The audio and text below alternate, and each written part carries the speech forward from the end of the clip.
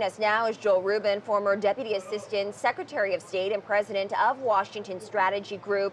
Joel, it's good to have you with us here. Should the U.S. be concerned with these rising geopolitical tensions with this latest development?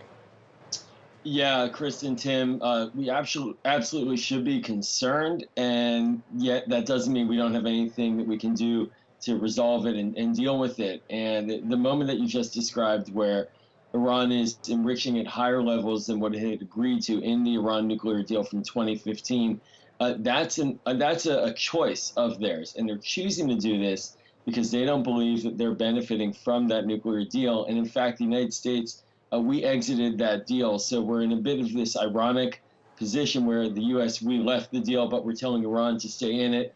And so there are a lot of options here, and this is at the bottom line a political message by Iran that it wants to get the deal going in its direction again. So I guess my question would be, Joel, is if this would have happened, had the Trump administration not been talking so poorly about the Iran nuclear agreement that was put into place by the Obama administration. I mean, would this have happened if the U.S. and Iran had agreed to stay in the nuclear agreement?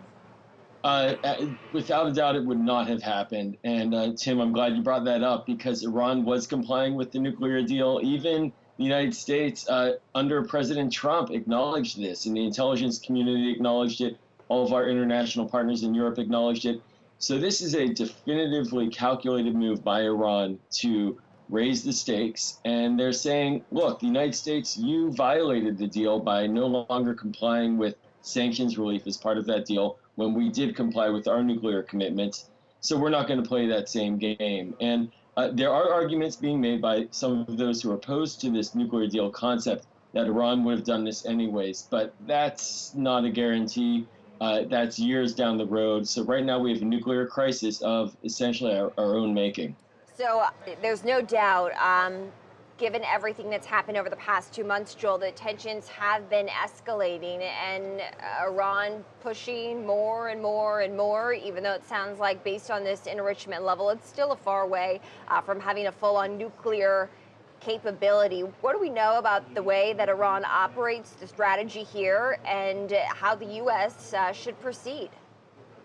Yeah, Kristen, without a doubt, there's no nuclear weapon right now in Iran's hands. What they're doing is they're increasing enrichment, and they're stating that they can go further. So we have a lot of time on that level. But we need to see a real diplomatic effort by the United States to get this engagement going in a direction where Iran's nuclear capabilities are rolled back. The benefit of the nuclear deal was that it put some guardrails on the relationship.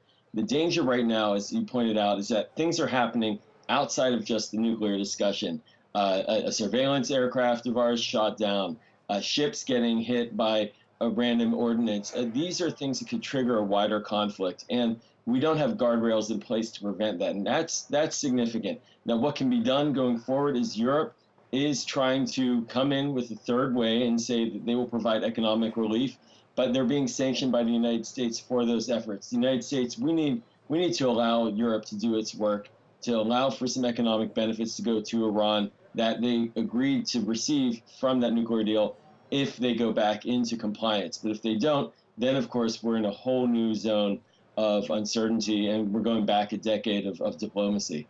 What about the mixed messages from people in President Trump's orbit right now, namely Mike Pompeo, John Bolton, who are seen as more hawks, whereas President Trump is more really of an isolationist and has said he doesn't want war?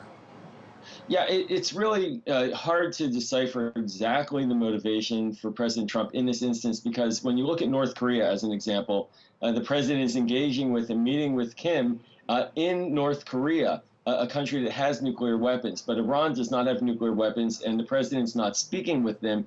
Yet he was very unhappy with being pushed to almost strike Iran a couple of weeks ago, and talked about that in press interviews afterwards. So he may be looking for a way out, but the path that he's on, which has been designed by John Bolton and Mike Pompeo, is not a path to diplomacy. It's a path to further conflict. So if the president's going to move towards the North Korea approach of diplomatic engagement, he's going to have to get off of this path, because right now we are opening ourselves up to any third-party actor doing something that could create a conflict or just Iran continuing to enrich and scaring Israel, which then could lead to additional actors getting involved in. And that's where we do not want to head as the United States. It has been interesting to see, Joel, especially after the G20 meeting and, of course, the meeting there with President Xi Jinping of China, the trip to North Korea with Kim Jong-un, that the president himself is, it seems, maybe not listening as much to the hawks in his administration like a John Bolton as he was before, and perhaps realizing that he's got to almost take a softer tone,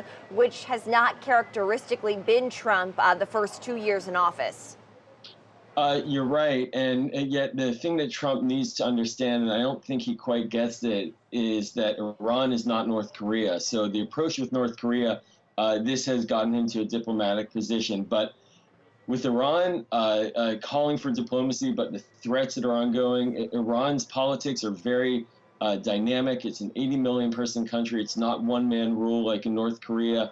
And so it's not working. And so his advice that he's getting is very limited. He's been told do a maximum pressure campaign and Iran will come back to the table. But that's not how it works with Iran. That's not how it worked with the Obama administration. We gave them a diplomatic off-ramp. That's when they came to the table. The pressure combined with diplomacy. Right now, there's a lot of pressure, but no diplomacy. Okay, Joel Rubin, we got to leave it there. Joel's the former Deputy Assistant Secretary of State and President of Washington Strategy Group. Thanks for joining us. Thanks, Joel. Thanks so much.